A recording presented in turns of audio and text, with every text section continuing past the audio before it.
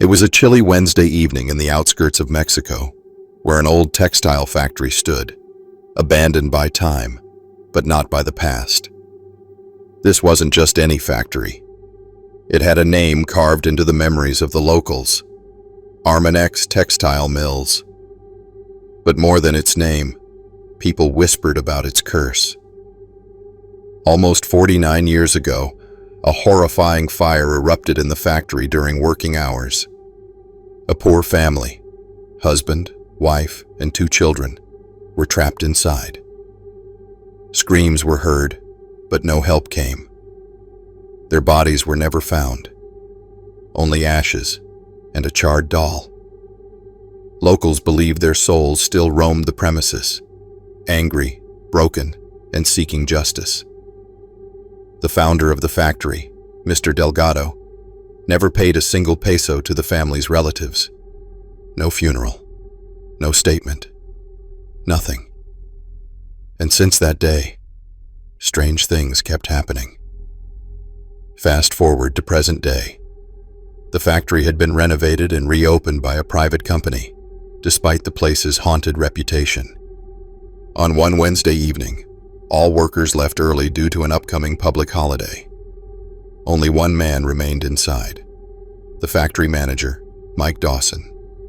Tall, responsible, and not one to believe in ghosts. He stayed behind to finalize some reports. As the sun dipped below the horizon, an eerie silence enveloped the area. Around 6:45 p.m., while walking near the lawn just outside his office, Mike suddenly heard giggles, soft, playful, like 2 children playing tag. "Who's there?" he called out, turning his head sharply. But the lawn was empty. He walked further, expecting to catch prankster kids. Maybe someone's children had entered by mistake. Yet, nothing. Just the wind and the distant creak of the factory pipes. Shrugging it off, he returned to his office. Later that night, around 9:10 p.m., Mike finished his work and made his way toward the factory's front gate. As he reached the gate, something dropped in front of him. A small shoe. A girl's shoe.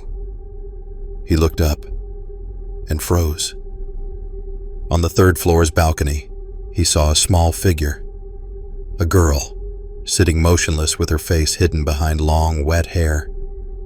Her legs dangled over the edge, lightly kicking back and forth. Mike squinted. "Hey, who are you? What the hell are you doing up there?"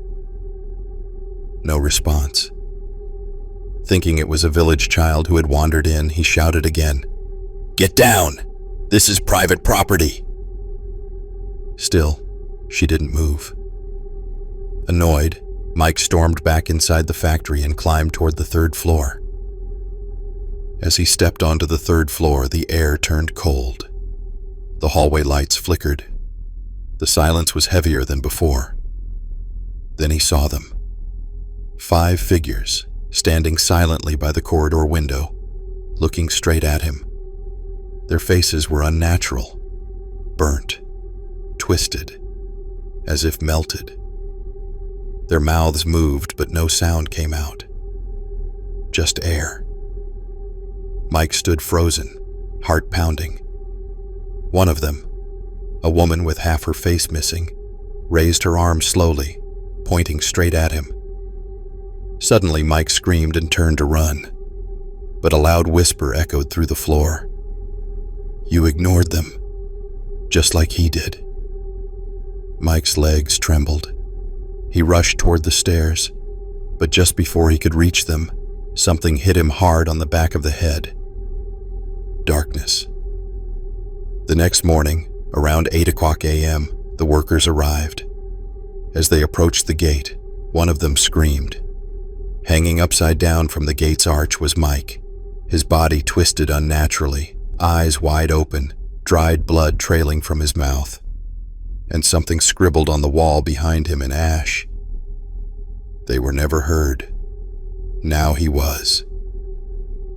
Police were called immediately, An investigation started, but there were no fingerprints, no footage, and no explanation. Only one clue: a dusty, half-burnt family photo recovered from Mike's pocket. The same family that had died in the fire 49 years ago.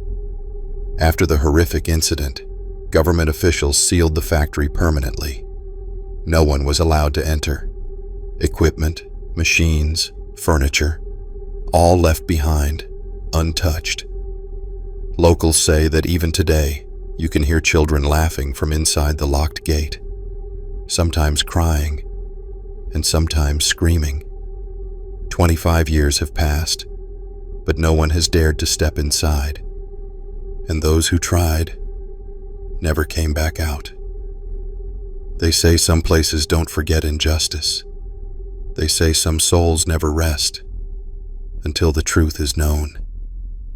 The Armanex factory still stands, burnt, abandoned, but never empty. Would you dare to walk in?